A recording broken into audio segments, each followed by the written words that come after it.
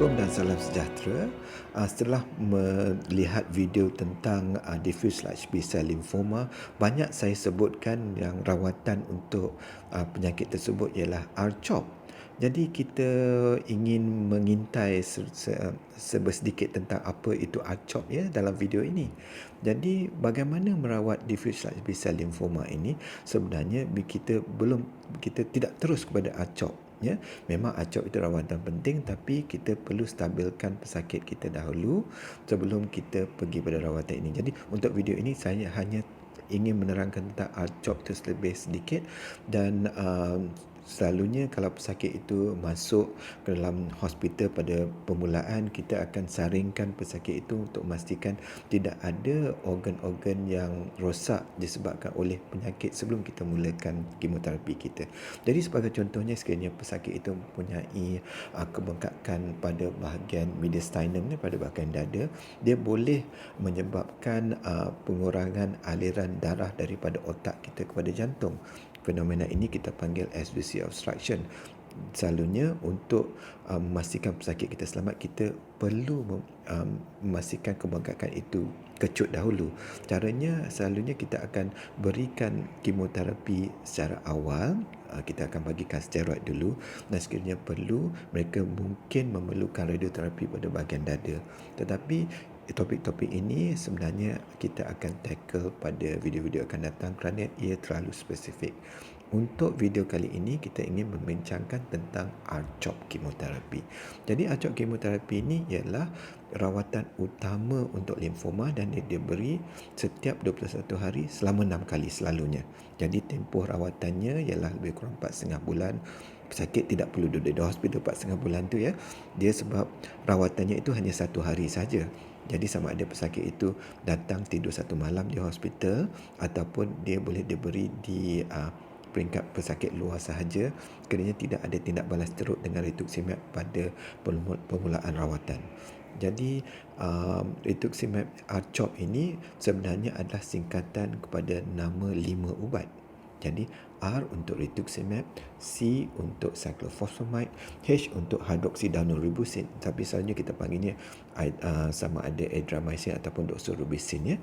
Dan O ialah oncovin ataupun kita panggil vincristine, dan akhir sekali P untuk prednisolone iaitu jenis steroid. Jadi selalunya kalau kita baca daripada internet ataupun kita lihat daripada senarai ubat kita, mungkin nama-nama ini yang tertera ya: cyclophosphamide, rituximab, adriamycin, vincristine dan prednisolone. Dia sebenarnya adalah golongan R-CHOP. Jadi kalau kombinasi seperti ini kita panggil R-CHOP. Kadang-kadang kita ada buat pertukaran ubatnya, seperti kita tidak gunakan adriamycin, kita gunakan abirubicin sekiranya pesakit itu ada mempunyai masalah dengan jantung. Jadi kesimpulannya, kombinasinya masih tetap sama 5 ubat ini. Jadi 5 ubat ini diberi secara suntikan kecuali prednisolone, di mana prednisolone diberi secara tabletnya. Jadi rituximab selalunya pada peringkat awal kita akan bagi secara intravenous. Jadi kombinasi ini adalah kombinasi utama dalam merawat limfoma.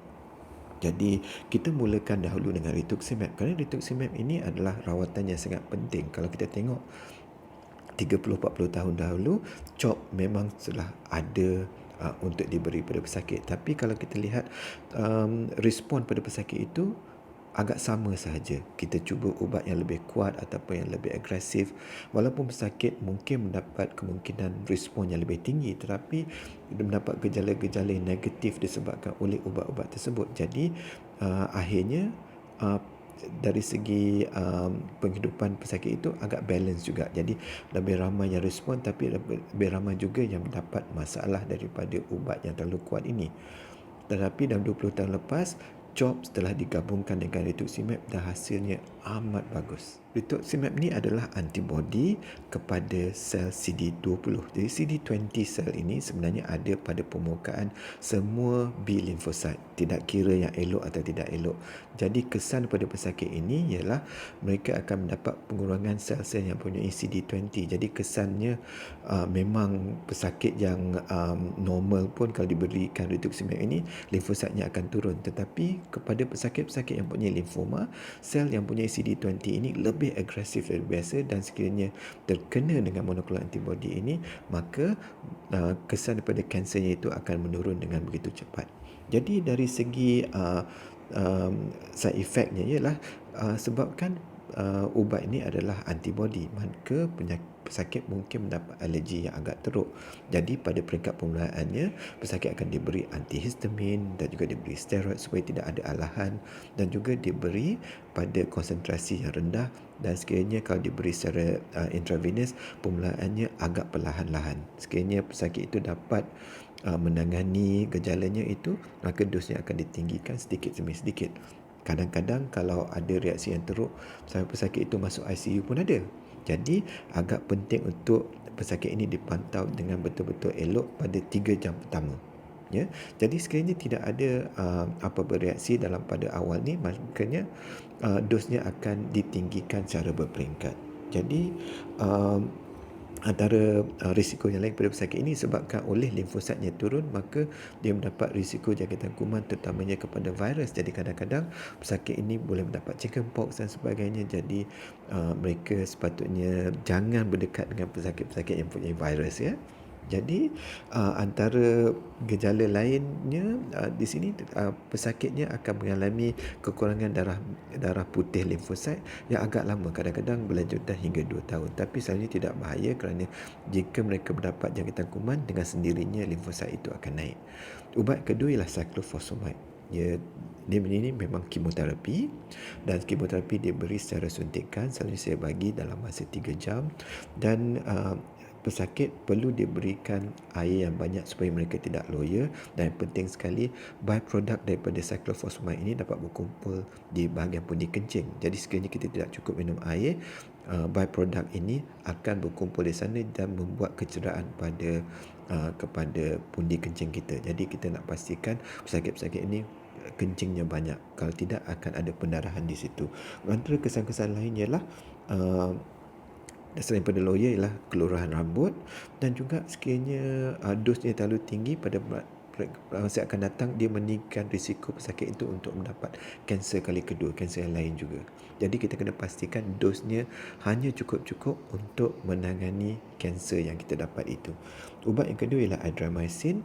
Yang penting sekali yang kita kena tahu tentang ubat ni ialah dia mempunyai kesan pada jantung. Kadang-kadang jantung boleh berdebar pada peringkat awal, tapi yang kita takut ialah sekiranya dosnya terlalu tinggi ataupun exposure-nya terlalu lama, dia akan membuat kelemahan jantung. Jadi sebelum kita memberi pesakit kita adriamycin ini, kita kena pastikan jantungnya telah diperiksa. Selalunya kita akan buat echocardiogram dan ECG untuk memastikan tidak ada masalah kepada jantung kita.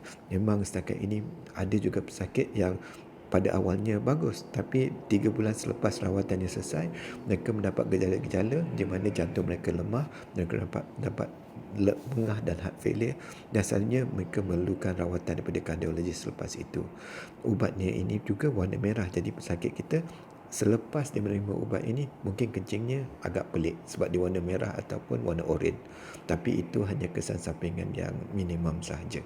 Jadi dos yang kita boleh bagi kepada pesakit kita ini adalah terhad seumur hidupnya. Kalau kita bagi lebih pada had lebih kurang dalam 500 mg, ia akan mendapat memberi gejala yang serius kepada pesakit kita. Selalunya tiap-tiap dos ARCHOP kita bagi hanya 10% daripada jumlah keseluruhan yang mereka dapat terima seudung mereka terima hidup mereka. Jadi maknanya 6 kali ARCHOP, insya-Allah tidak ada masalah.